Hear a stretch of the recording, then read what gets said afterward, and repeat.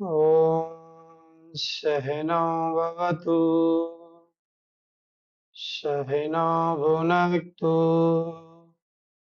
सह वीर्यं करवावहै तेजस्विनावधीतमस्तु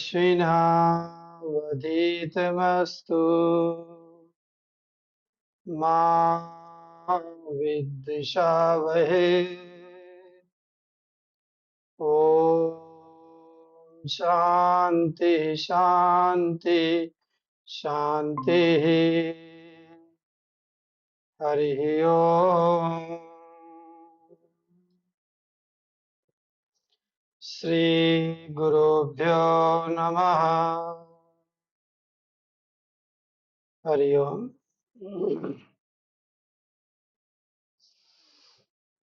संतों के मुख से हमने सुना है कि जब हम लोग सत्संग करते हैं, साधना करते हैं, तो कम से कम उस समय के लिए हम सभी को सन्यासी हो जाना चाहिए।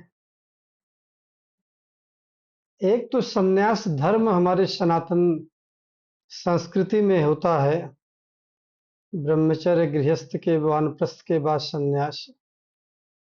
लेकिन एक सन्यास बोला जाता है कि जिस क्षण हम सत्संग करते हैं, साधना करते हैं, उतनी देर के लिए हमको सन्यासी सन्यासिनी हो जाना चाहिए। इसका मतलब क्या है? क्योंकि जब हम संसार से जुड़े रहते हैं, संसार स्वप्न तुल्यो ही राग देश संकुलः। आत्मबोध में आदि गुरु भगवान शंकराचार्य लिखते हैं, ये संसार क्या है? स्वप्न तुल्य, स्वप्न के समान है ये। इस संसार से अगर आप ज्यादा आशा करते हो, पैसे से, पति पत्नी बच्चे इष्ट मित्र और समाज से, कुछ नहीं मिलने वाला है। जाते समय खाली हाथ जाओगे। इस संसार में क्या है? राग द्वेष संकुल। संकुल माने इकट्ठा, राग और द्वेष। स्वकाले सत्यवत भाति। जैसे हम जागृत अवस्था में जो काम करते हैं हमको लगता है नहीं बहुत सही है, स्वप्न में वो तो बात ही क्या है। स्वप्न देखते समय किसी को लगता है कि मैं झूठा स्वप्न देख रहा हूं? अगर ऐसा कोई महापुरुष है तो बताना, मैं भी मिलना चाहूंगा। स्वकाले सत्यवत भाति। जब हम स्वप्न देखते हैं तो लगता है कि बिल्कुल सही है, सब कुछ सच ही घटित हो रहा है।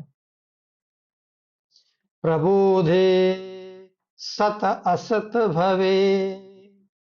देखिए, जब प्रबोध होता है, जब हमारा जीवन ज्ञान स्वरूप हो जाता है, जब हम आत्म साक्षात्कार हमारा हो जाता है, अपने स्वरूप को हम पहचान लेते हैं, तब क्या होता है? वो जो सच लग रहा था जागृत अवस्था में कि हमारा पति पत्नी बच्चे बिजनेस समाज ये हमारा सब कुछ है, स्वकाले सत्यवत भाति।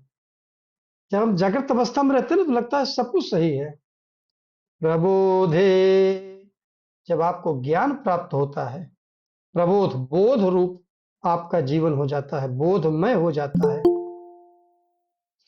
तो उस समय जो है बोध में जब जीवन होता है तो उस समय सत असत भवेद।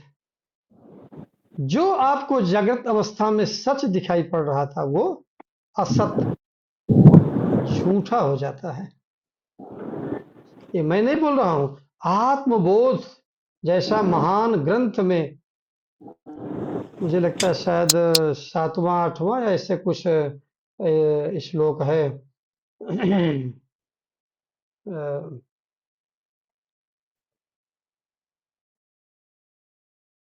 तो इसलिए जब हम सत्संग में रहते हैं तो हमको सन्यासी बन जाना चाहिए। इसका मतलब क्या हुआ? राग और द्वेष से दूर। और गहरे में जब जाओ तो सन्यासी का अर्थ होता है, किसी भी चीज में हमने क्या बताया था, सुख दुख के विश्लेषण में 5 चीज होती हैं। इसको मैं बार बार प्रतिदिन बोलूंगा ताकि आप लोगों को हृदयंगम हो जाए। नाम, रूप, सत्य, चित, आनंद। अब जैसे मैं हूं, तो मेरे को आप देख रहे हो, मेरा नाम है, मेरा एक रूप भी है, आप देख रहे हैं, और सत्य चित आनंद भी मेरे ही उस मेरा स्वरूप है वो।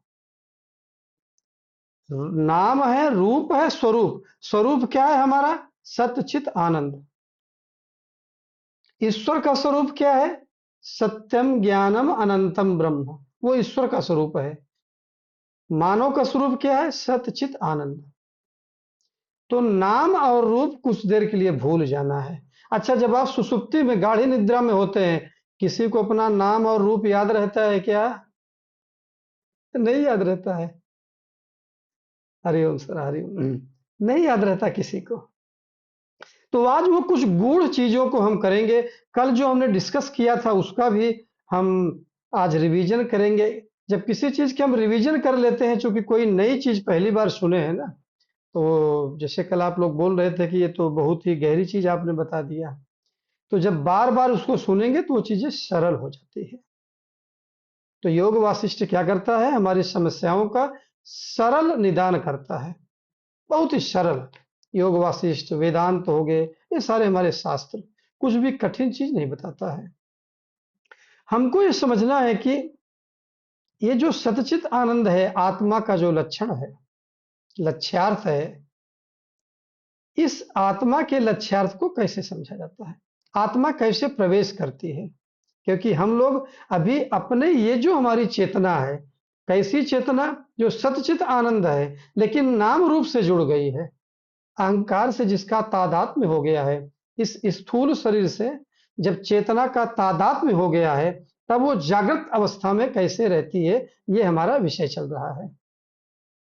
हमको सबसे पहले क्लियर होना चाहिए कि हम पढ़ क्या रहे हैं। हम साधना, श्रवण साधना किस चीज की कर रहे हैं? हमारा जो अस्तित्व है, उसमें तीन अवस्थाएं हैं। तीन अवस्थाएं में जागृत, स्वप्न और सुसुप्ति। इससे कोई भी नहीं नकार सकता है अपने जीवन में कि नहीं नहीं, मैंने तो सपना नहीं देखा। ये तीनों सबके साथ हुआ है। तो आत्मा जो है वो ब्रह्मरंध्र से हमारे शरीर में प्रवेश करती है। आत्मा ब्रह्मरंध्र, जिसको जो है मूर्धा भी बोलते हैं, विदीर्ण करके उसमें से जाती है। और आप लोग, स्पेशली हमारी माताएं बहनों को मालूम है, जब बच्चा पैदा होता है तो एक यहाँ खाली जगह होता है ना, वहां तेल वगैरह भरा जाता है। माताएं जो है उसमें बच्चे का पोषण वहीं के माध्यम से करती हैं। और अगर उसको देसी घी से भरा जाए, अगर उसको बादाम के तेल से भरा जाए, तो बच्चा बहुत ही मूर्धन्य होता है, बहुत ही मेधावी होता है। तो वहां ब्रह्मरंध्र से विदीर्ण करके प्रवेश करती है आत्मा। आत्मा माने जीव आत्मा। हाँ, जीव भी बोलता हूं तो जीवात्मा समझा करो। अब ये जीवात्मा जो है, इसके इस जीवात्मा का तीन निवास स्थान है और तीन अवस्थाएं हैं। ये तीन निवास स्थान क्या क्या है, इसको आपको समझना जरूरी है। जब हम अभी जागृत अवस्था में हैं, अभी हम आप लोग बात कर रहे हैं, जब सो के उठ जाते हैं तो उसको बोलते हैं जागृत अवस्था। तो जब जागृत अवस्था में है तो जीवात्मा कहाँ रहती है? उसका निवास स्थान इंद्रियों में रहता है, विशेषकर दाहिनी आंख में, दक्षिण चक्षु। कहाँ आता है? ऐतरेय उपनिषद में आता है, प्रश्नोपनिषद में भी शायद आता है, कई उपनिषदों में बताया गया है। ऐतरेय उपनिषद में, प्रश्नोपनिषद में, और तो मुझे नहीं याद आ रहा है कहाँ पे है, लेकिन कई उपनिषद में बताया गया है। ये तो केवल सिंबॉलिक है कि मतलब कि कुल मिला के सभी इंद्रियों में जब हम जागृत अवस्था में रहते हैं, तो हमारी जीवात्मा कहाँ रहती है? इंद्रियों में रहती है। ठीक, ये आपको पहले स्पष्ट होना चाहिए। अच्छा, हम इसको बता क्यों के रहे हैं? इसका अध्ययन क्यों कर रहे हैं? इसकी साधना क्यों कर रहे हैं? अध्ययन नहीं, श्रवण साधना क्यों कर रहे हैं? क्योंकि ये मुझे अपने आत्म साक्षात्कार के लिए, ये मुझे हेल्प करेगा, इसलिए हम इसका साधना कर रहे हैं। ठीक। अब आत्म साक्षात्कार अगर शब्द आप बोलेंगे तो आत्म साक्षात्कार शब्द बोलते मान सबको लगता है ओ बहुत बड़ी चीज है। जिसको इंग्लिश में बोला जाता है इनलाइटनमेंट। उसके लिए कई शब्द हैं, अपवर्ग, कैवल्य, हाँ, और हम्म, कैवल्य हो गया, समाधि भी, योग वाले समाधि उसी को बोल देते हैं जो है, मेघ समाधि जो है, तरह तरह के नाम रहते हैं, निर्बीज समाधि बोला जाता है, नाम सब अलग अलग हैं। लेकिन ये आत्म साक्षात्कार जो ब्रह्म ऋषि विशाखापट्टनम में ही शिवानंद गुरुदेव भगवान, उन्होंने आत्म साक्षात्कार के लिए एक वर्ड दिया, आत्म साक्षात्कार इज ए कॉमन सेंस। इतने बड़े चीज को इतने छोटा में बोल देना, पहली बार जब मैं भी सुना तो मुझे तो कुछ समझ में नहीं आया।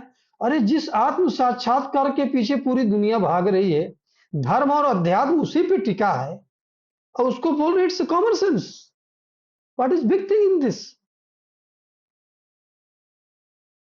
मैं तो सरप्राइज रह गया। मैं उस पर काफी जब शोध गहन अध्ययन किया गुरुओं के चरणों में बैठ करके, तब पता चला कि आत्म साक्षात्कार का मतलब आत्मा को सही तरीके से समझना,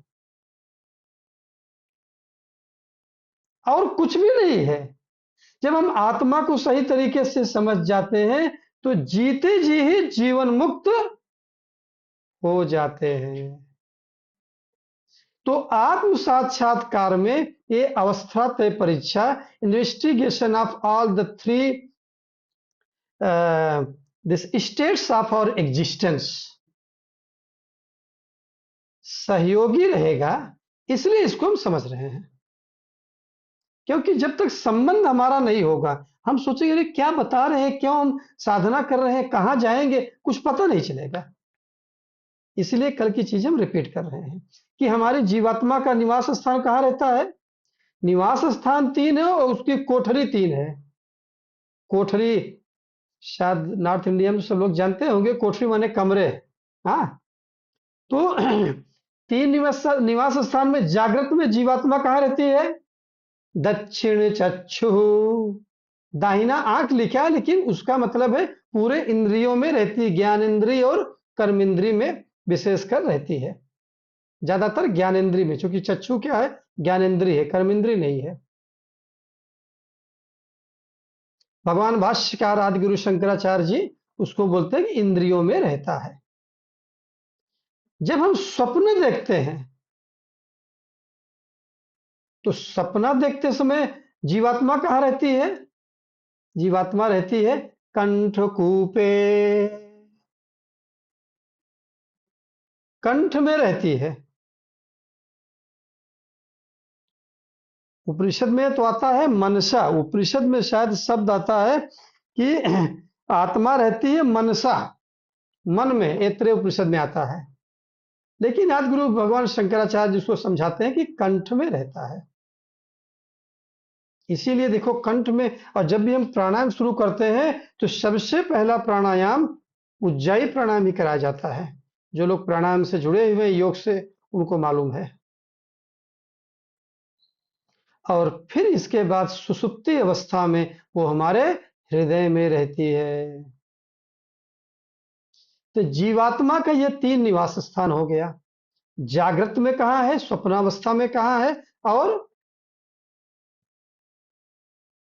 सुसुप्ति गाढ़ी निद्रा में कहाँ पर है। अब उसी तरह से उस जीव आत्मा की तीन कोठरी भी है।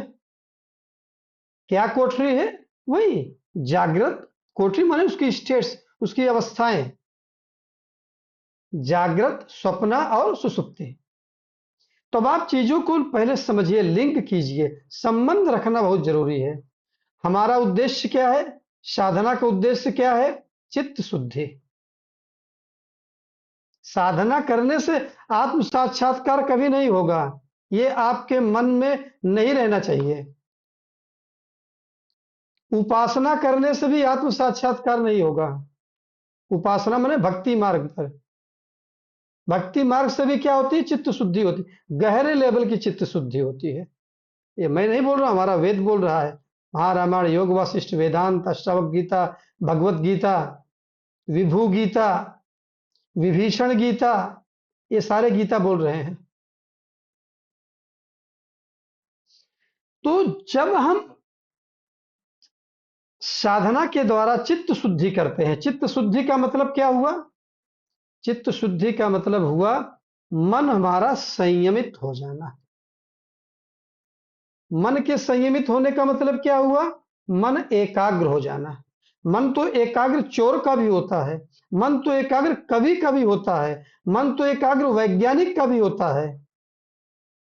यहां पर मन एकाग्र होने का मतलब मन हमारी साधना के लिए सहयोगी बन जाए। फिर अगला आता है बुद्धि हमारी शुद्ध हो जाए। बुद्धि शुद्ध होने का मतलब क्या है? इसका अल्टीमेट मतलब है बुद्धि के कारण ही हम नानात्व दिखाई पड़ता है। अभी हम जितने लोग हैं उसमें नाम और रूप अलग अलग दिखाई पड़ता है।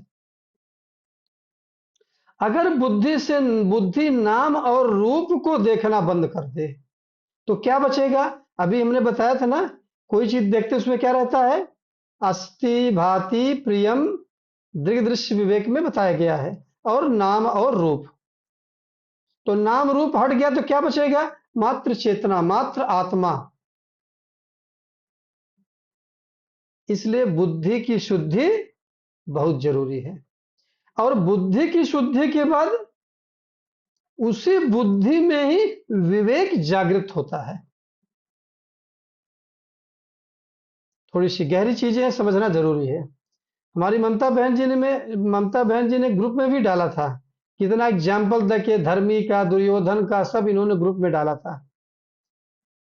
उनको धर्म का ज्ञान था, मन भी उनका एकाग्र था, लेकिन उनके बुद्धि में विवेक का जागरण नहीं हुआ था। ये गहरी चीज है। इसीलिए कल हमने डिस्कस किया था, संस्कृत का बहुत बड़ा विद्वान भी वेद, उपनिषद, महारामायण, गीता को वो केवल उसका शब्दों का अर्थ लगा करके, उसको समास आता है, उसको विभक्ति आती है, वो नहीं समझ सकता है।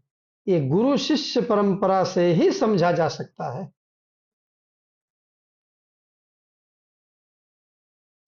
तो बुद्धि में विवेक का जागृत होने के बाद फिर आता है अंतःकरण का निर्मल होना। कैसे? पूजा हो गया, कर्म योग हो गया, भक्ति योग हो गया, उपासना हो गया, ये सबसे हमारा अंतःकरण निर्मल होगा, मन एकाग्र होगा। हमने आपको पहले भी एग्जाम्पल देके समझाया था कि आपने कोई बाग लगा दिया, और आज बाग लगा रहे हो, रात में कोई जानवर आके बिगाड़ दे रहा है, लेकिन आपने जब बाउंड्री कर दिया तो उसकी सुरक्षा हो गई। तो पूजा और उपासना क्या है? आप लोग ज्ञान मार्ग में श्रवण साधना कर रहे हैं, इसका मतलब ये नहीं कि नहीं हमने पूजा छोड़ दिया। पूजा के स्वरूप बदल सकता है, लेकिन पूजा जरूर करनी है। तो इस तरह से हम लोगों ने देखा कि जब चित्त की शुद्धि होगी तो हमारा विवेक जो है जागृत होगा। विवेक कहाँ जागृत होता है? बुद्धि में। और भ्रांति कहाँ आती है? भ्रांति भी बुद्धि में ही आती है। भ्रांति का मतलब क्या है? भ्रांति का मतलब है जो चीज जैसी है उसको हम वैसी नहीं समझते हैं। क्यों? क्योंकि हम अनुभव पर विश्वास कर लेते हैं। अनुभव तो हमारा कहता है कि आई एम द बॉडी, में शरीर हूं। तो क्या आप शरीर हो? आप शरीर नहीं है। आप लोग इतनी उम्र हो गई, आपको इतना मालूम है कि मैं शरीर नहीं हूं। कल सर ने गीता के श्लोक भी बताया था, नैनम छिंदन्ति शस्त्राणि नैनम दहति पावका न चैनम क्लेदयन्त्या पुरुषोषयति मारुतः। उसी तरह से, और हमने ये भी देखा कि संसार क्या है? स्वप्न तुल्य है। मुझे लगता है कोई निर्गुण भजन भी है, संसार एक सपना है समथिंग, वो तो हमारे जो है विनोद सर ही बता पाएंगे। मुझे शायद मैं कहीं सुना हूँ, याद नहीं आ रहा है, लेकिन कुछ है ऐसा कि संसार एक सपना है, ऐसा कुछ न कुछ कहीं भजन है। उसका श्लोक कहाँ है हमारे शास्त्रों में? यही श्लोक जो हमने आपको बताया शुरू में। संसार स्वप्न तुल्यो ही राग द्वेष संकुला, स्वकाले सत्यवत भाति प्रबोधे सत असत भवेत। तो ये अभी तक हमने ये देखा कि हमारा लिंग संबंध क्या, हम कर क्या रहे हैं। नहीं तो कुछ लोग क्यों यही रहता है, हमने सुन लिया ठीक है, आपने बोला बहुत अच्छा लगा, लेकिन किस लिए बोल रहे हैं, मैं क्यों कर रहा हूं, क्या होगा फायदा उससे, वो नहीं समझ में आता है हमको। तब जब आपका अंतःकरण निर्मल हो जाएगा, तब आत्म साक्षात्कार अपने आप हो जाएगा। इसलिए बोला जाता है कभी भी अपने अनुभव पर ज्यादा विश्वास मत करो। कुछ आत्म अनुभूति अलग है, लेकिन विषय अनुभूति अलग है। जो विषय की अनुभूति, अब आप तो अनुभव आपको बोलता है ना, आप डेली पूरब की तरफ सूर्य भगवान देखते हो, पश्चिम की तरफ अस्त होते हैं, तो क्या सही में सूरज अस्त होता है, उदय होता है, बताइए? नहीं होता है। वो तो पृथ्वी रोटेट करती है, इसलिए आपको दिखाई पड़ता है। अभी देखिए ये हमने एक पेन यहाँ रखा था। हाँ, अब ये पेन है। अब इस पेन को आप डाल दीजिए पानी के गिलास में, तो ये पेन जो है टेढ़ी दिखाई पड़ती है ना पानी गिलास में। तो क्या आंख देख रही है, आंख तो सही देख रही है टेढ़ी, लेकिन क्या पेन टेढ़ी है क्या? ये पेन तो सीधी है। इसलिए हम लोग गलती कहाँ करते हैं? हम लोग गलती करते हैं कि जो हमने अनुभव कर लिया उसको सच मान लेते हैं। आत्मबोध जैसे महान ग्रंथ में बताया गया है, स्वकाले सत्यवत भाति। आप लोग सपना देखते हैं, आपको जब सपना जिस क्षण टूट जाता है, सपना टूटने के बाद आप उस सपने पे विश्वास करते हैं क्या? कभी नहीं करते ना। लेकिन जिस समय सपना देख रहे थे उस समय किसी को भी अगर सपना में लगा है, सपना देखते समय अगर कभी किसी को लगता है क्या कि नहीं नहीं, मैं ये तो झूठ चीज है, ये कोई सच नहीं है, ऐसा कभी किसी को लगता है? नहीं लगता है। आप सोचिए, जिस चीज को हम लोग इतना सरल ले रहे थे, इतना हल्के में ले रहे थे, उसमें कितनी गहराई है। ये चीज लिखा कहाँ है? हमारे वेदों में, उपनिषद में लिखा है। अब हम समझ कैसे समझे हैं अभी तक?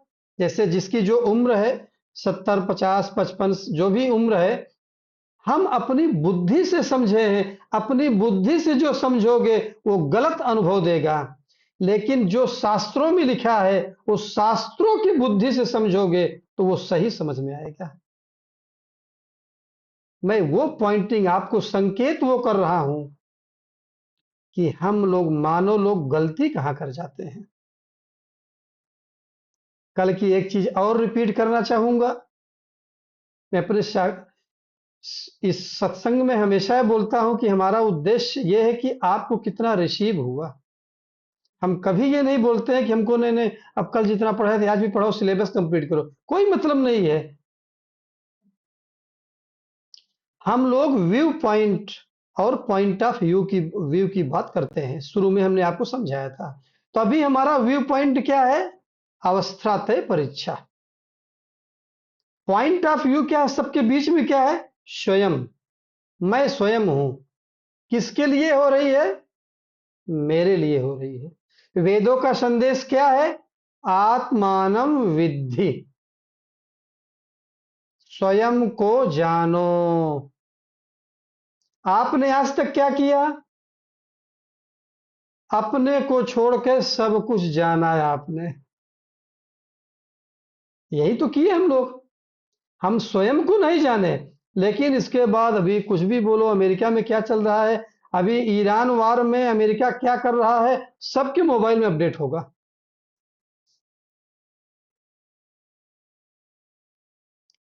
हम लोग गलती यही कर जाते हैं कि स्वयं को बारे में नहीं जानते हैं। तो कल की एक चीज और, कल हम लोगों ने देखा कि मृत्यु क्या होती है, हम लोगों को आज तक मालूम भी नहीं था। हम लोग की इतनी उम्र हो गई, हम सब लोग 50 और 50 से ऊपर है या 50 पहुंचने वाले हैं, 45 के आसपास तो हर आदमी है। कल जब हमने देखा, आप अभी तक आप लोग क्या समझते थे, आत्मा निकल गई हम मर गए। क्यों? क्यों समझते थे? आपने अपनी बुद्धि का प्रयोग करके देखा, अनुभव के बारे में सोचा। लेकिन शास्त्र की जब बुद्धि का प्रयोग कर रहे हैं, तब पता चला कि आत्मा तो जीवित शरीर में भी है और मरे हुई शरीर में भी आत्मा है। क्यों? सदा सर्वगत आत्मा बुद्धि अवभासते। ऐसी कोई जगह नहीं है जहां आत्मा ना हो। ईशावास्यमिदं किं ईशावास्यमिदं सर्वं यत् किंचित जगत्याम जगत। सुई के नोक के बराबर भी इस ब्रह्मांड में कोई ऐसी जगह नहीं है जहां पर आत्मा ना हो, क्योंकि आत्मा का जो है गुण ही है सर्वव्यापी, सर्वशक्तिमान और सर्वज्ञ। तो आत्मा मरी हुई शरीर में भी है। लेकिन जब कल हम लोग शास्त्र की बुद्धि से, वेद शास्त्र की, रामायण की, महारामायण, योग वासिष्ठ की बुद्धि से जब हमने समझा, तब हमको समझ में आया कि मृत्यु, देह त्याग का मतलब क्या होता है। देह त्याग का मतलब होता है कि स्थूल शरीर, ग्रॉस बॉडी तो रहेगी, लेकिन सूक्ष्म शरीर छोड़ करके चला जाता है। और सूक्ष्म शरीर के कितने घटक हैं? 19 घटक हैं। कल हम लोगों ने देखा, और उसमें जो पहला घटक है पंच ज्ञान इंद्रिय, उस पे हम लोग चर्चा कर रहे थे। और सब चीजों को क्यों नहीं लेना चाहते हैं? हम उसी के बारे में देखो, सब कुछ करेंगे तब तो केवल इसी को समझने में, अभी हम जागृत अवस्था की बातें कर रहे हैं। जागृत अवस्था से कम 10 गुना समय स्वप्नावस्था में लगेगा। आप बोलेंगे अरे गुरुजी, मैं तो सोचा जागृत के बारे में समय लग रहा है, सपना तो आप बोलेंगे सपना है, देख लिया, बात खत्म हो गई, सपना झूठा है, आप यही बोलेंगे। नहीं, सपना तो और गहरा है। जागृत अवस्था में हमारा अंतःकरण काम करता है, मन और इंद्रियां काम करती है। स्वप्नावस्था में केवल मन काम करता है, ज्ञानेंद्रिय और कर्मेंद्रिय की इंद्रियां नहीं काम करती हैं।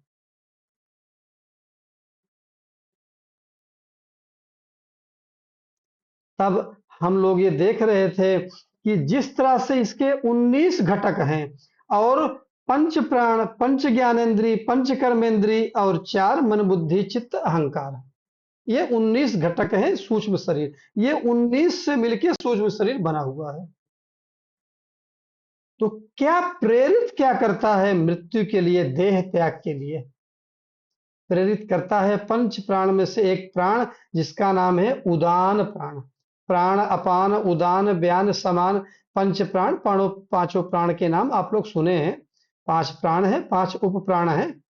तो उदान प्राण जो कंठ में होता है, वो प्रेरित करता है। तब सूक्ष्म शरीर, उसमें सारे संस्कार होते हैं।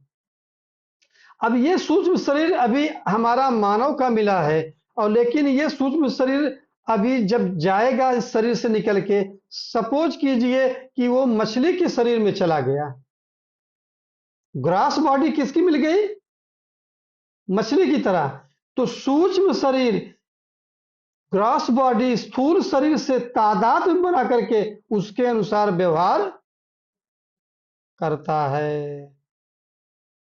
तो कल आप लोगों ने एक और नई चीज सुना और समझा कि, क्या समझा आपने? कि मृत्यु, देह त्याग का मतलब क्या होता है? आत्मा नहीं छोड़ती है, सूक्ष्म शरीर। और जो भी संस्कार आपके सूक्ष्म शरीर में हैं, अच्छे हैं तो अगले जन्म में अच्छे काम आएंगे, और खराब है तो खराब काम आएंगे, आपको कष्ट देंगे। इसीलिए इस देह त्याग करने के पहले अपने अच्छे संस्कारों को रहने दो, खराब संस्कार को साधना के माध्यम से डिलीट कर दीजिए, एलिमिनेट कर दीजिए, उसका प्रतिप्रसव कर दीजिए, उसको डिजॉल्व कर दीजिए, विलीन कर दीजिए।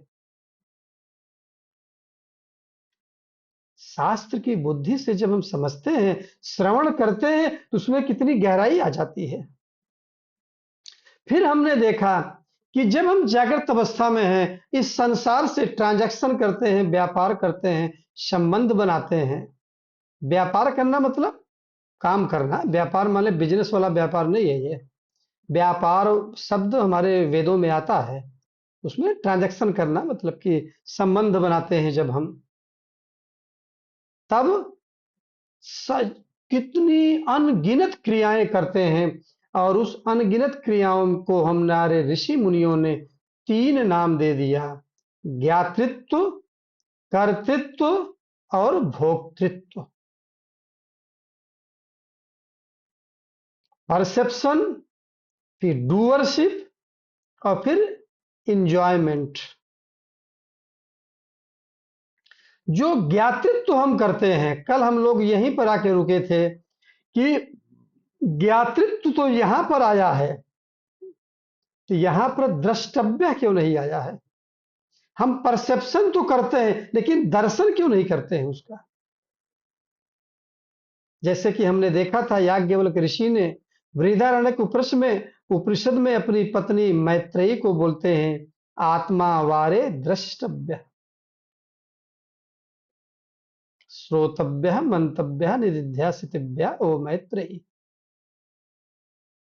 और फिर हमने मुंडक उपनिषद के उसमें फेमस श्लोक में देखे हैं कि क्या होता है जब हम भगवान को प्राप्ति हो जाती है तो क्या होता है।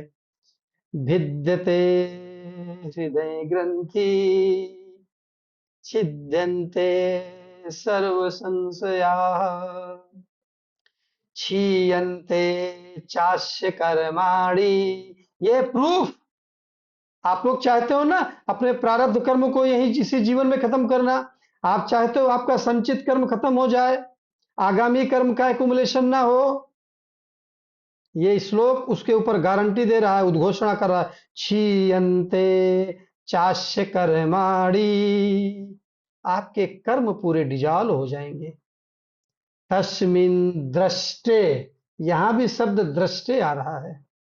परावरे, जब पर और अवर, पर और अवर किसका नाम है? भगवान का, परमात्मा का नाम है। पर माने का, पर और माने काज एंड इफेक्ट, कारण और कार्य। भगवान कारण भी है, कार्य भी है। आप लोग क्या गलती करते हो कि भगवान को केवल कारण समझ लेते हो, कार्य नहीं समझते हो। जब भगवान को कार्य भी समझ लोगे, जिस तरह से जलद में, महासागर में, जो महासागर भरा हुआ है वो भी जल है, और जो तरंग उठ रही है वो भी जल है। तरंग जो वेव्स है उस वो भी जल ही कहलाता है, और जो उसमें वाटर एक्युमुलेशन हुआ है वो भी जल ही है। उसी तरह से जल जल है। ऐसा आप नॉर्मल क्या बोल सकते हैं? Wave is the effect and ocean is a cause, ऐसा बोला जाता है। ये हम भी पढ़ाते हैं, लेकिन ये एलकेजी की पढ़ाई है। शुरू में जैसे बच्चों को दे दिया जाता है जो है चॉकलेट फुसलाने के लिए, तो फुसलाने के लिए शुरू में हम लोग बोलते हैं हाँ ये काज है, ये इफेक्ट है। कि तस्मिन दृष्टे परावरे, पर and our, cause and effect, कारण और कार्य। जब कारण और कार्य दोनों एक हो जाएं, नानात्व तो नाम रूप मिट जाए, तब क्या होगा? क्षीयन्ते चास्य कर्माणि, आपके सारे कर्म डिजॉल्व हो जाते हैं। गारंटी दे रहा हमारा वेद। अब आप सोचिए, अगर इतनी बड़ी गारंटी मिल रही है तो हमको क्या करना चाहिए? अपने समय का सदुपयोग कैसे करना चाहिए? इसके बाद भी क्या हमको इधर उधर के काम में लगे रहना चाहिए, या गुरु को पकड़ करके तुरंत हमको लगना चाहिए कि नहीं बस रास्ता मिल गया, हमारे कर्म हमेशा के लिए जो हैं वो डिजॉल्व हो सकते हैं। याद रखना, धार्मिक होना माने कर्म, धर्म का मतलब कर्म। धर्म को कभी भी आपकी वृत्तियों विचारों से मतलब नहीं है। क्यों? भगवान कृष्ण स्वयं महाभारत में बोल रहे हैं दुर्योधन को, बोले हे दुर्योधन, जो तू लिया है ना इनका इंद्रप्रस्थ, वो इंद्रप्रस्थ तू वापस कर दे, तेरे सारे पाप मिट जाएंगे।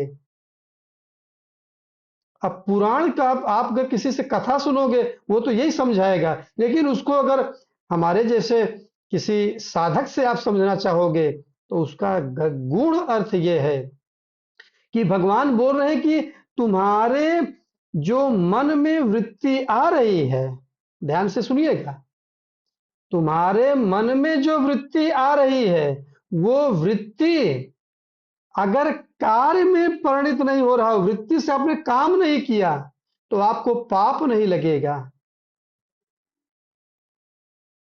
भगवान कृष्ण बहुत गहरा संदेश दुर्योधन को दे रहे हैं। तो धर्म हमेशा कर्म ही है। धर्म आपको कर्म के लिए प्रेरित करता है, जो कि समाज के लिए जरूरी है। लेकिन स्वयं को जानने के लिए धर्म का कोई रोल नहीं है। धर्म अर्थ काम का रोल केवल समाज के लिए है, भौतिक शरीर के लिए, सुख सुविधा के लिए है, धर्म रक्षा के लिए है। लेकिन मोक्ष, मुक्ति, आत्म साक्षात्कार के लिए उसका कोई रोल नहीं है। इसका मतलब ये नहीं कि हमको धार्मिक नहीं होना है, गलत अर्थ नहीं लगाने हैं। तो ज्ञातृव्य, हम लोग क्या करते हैं, जो है ये ज्ञातृत्व तो जो हमारे अंदर गुण आ गया है, सेंस ऑफ परसेप्शन जो आ गया है, उसका मतलब जानना। ज्ञातृत्व माने जानना, और उधर द्रष्टव्य माने देखना। तो जानना और देखने में अंतर क्या होता है? जब हम देखते हैं तो बुद्धि हमारी निश्चयात्मका बुद्धि हो जाती है, कन्फर्म हो जाती है, फिर हम डावाडोल की स्थिति में नहीं रहते हैं। जैसे दो लोगों का, भक्त राज प्रहलाद, भक्ति मार्ग के सबसे बड़े भक्त कोई हुआ है तो भक्त राज प्रहलाद, और इसके बाद नारद मुनि हुए। नारद मुनि का हमने आपको बताया हुआ है छांदोग उपनिषद में, किस तरह से वो सनत कुमार ऋषि के पास जाते हैं। इसके बाद भूमा विद्या आता है, आपको डिटेल में बताया है। लेकिन साथ में भक्तराज जो प्रहलाद हैं, जब उन्होंने, उनके पिता हिरण्यकश्यप का वध हो गया और राजा बन गए, ऐसा बोला जाता है कि 25,000 वर्ष तक उन्होंने राज्य किया, और उनकी भक्ति उस लेवल की थी कि उनकी इच्छा करने मात्र से ही विष्णु भगवान प्रकट हो जाते थे। अब आप सोचिए प्रहलाद जी की भक्ति कैसी थी। उनका नाम ये भक्तराज प्रहलाद। हम आप जैसे भक्तिवान कहीं ठहरते ही नहीं है। जो लोग आजकल भक्ति का तमका लिए हमेशा रातों दिन घूमते रहते हैं, अरे मैं तो भक्ति मार्ग में हूं, भक्ति मार्ग में हूं। उस भक्ति मार्ग के सर्वश्रेष्ठ भक्त भक्तराज महाराज प्रहलाद जी, जब भगवान विष्णु प्रकट होते हैं तो उनसे बोलते हैं, किंचित डोलाइतम मनः, sometimes there is a wavering in my mind. हमने आपकी भक्ति तो किया, लेकिन इस भक्ति से जीवन मुक्त क्यों नहीं बन पा रहा हूं मैं। तब भगवान विष्णु ने उनको बहुत करीब 10, 12, 15 श्लोकों में बताते हैं कि भक्ति की यही लिमिटेशन है। फिर इसके बाद आपको जाना पड़ेगा ज्ञान मार्ग में, और ज्ञान मार्ग में जाने के बाद फिर भक्तराज प्रहलाद जी भगवान विष्णु की स्तुति करते हैं, और स्तुति करते करते क्या होता है, अपनी स्तुति, अपनी ही आरती उतारना शुरू कर देते हैं। वो तो मान लीजिए सतयुग की बात है, अभी की हाल ताजा की देखिए ना। रामकृष्ण परमहंस देवी के काली माँ के उपासक थे, लेकिन जब रामकृष्ण परमहंस के जो तोतापुरी उनके जब गुरु हुए, गुरु होने के बाद जब रामकृष्ण परमहंस उनको ज्ञान मार्ग वेदांत का जब उनको दीक्षा उन्होंने दिया, तब वो आरती बनाते थे, आरती की थाली की मैं काली माता का करूंगा, वो अपनी ही आरती उतार लेते थे, बोलते मैं भी तो काली माँ हूं, मैं भी तो भगवान हूं। मैं भक्तराज प्रहलाद जी का भी आपको उदाहरण दिया, और अभी हाल के रामकृष्ण परमहंस, वो परमहंस थे, नॉर्मल नहीं थे। हंस और परमहंस, परमहंस वो है जो आत्मा को शरीर से अलग कर देता है, और हंस वो है जो जल में से दूध को अलग कर लेता है। ये तो अभी की हाल की घटना है। तो इस तरह से जब हम ज्ञातृत्व को अगर दृष्टत्व में, द्रष्टव्य में अगर हम कन्वर्ट कर लेते हैं, तब वो साधना बन जाती है। अगर ज्ञातृत्व में ही रहते हैं, तब फिर कर्तृत्व, डूअरशिप जरूर रहेगा, और कर्तापन का भाव रहेगा, तब फिर भोक्तृत्व भी भाव रहेगा। और जब कर्तृत्व, ज्ञातृत्व, कर्तृत्व और भोक्तृत्व रहेगा, तो हम इसी संसार के बंधन में बंधे रहेंगे, और कभी इससे, इस भव सागर से पार नहीं जा पाएंगे। इसलिए आपको ये बताने का जो हमारा जागृत अवस्था, ये जो अवस्था का यही मकसद है कि जब आप इसको समझेंगे, तो आपको लगेगा कि हम गलती कहाँ कर रहे हैं। अभी तक आप जागृत को समझ रहे थे अपनी बुद्धि से, और आज हम विश्लेषण कर रहे हैं, आत्म विचार कर रहे हैं शास्त्र की बुद्धि से। आज इतना ही। ओम पूर्णमदः पूर्णमिदं पूर्णात् पूर्णमुदच्यते पूर्णस्य पूर्णमादाय पूर्णमेवावशिष्यते।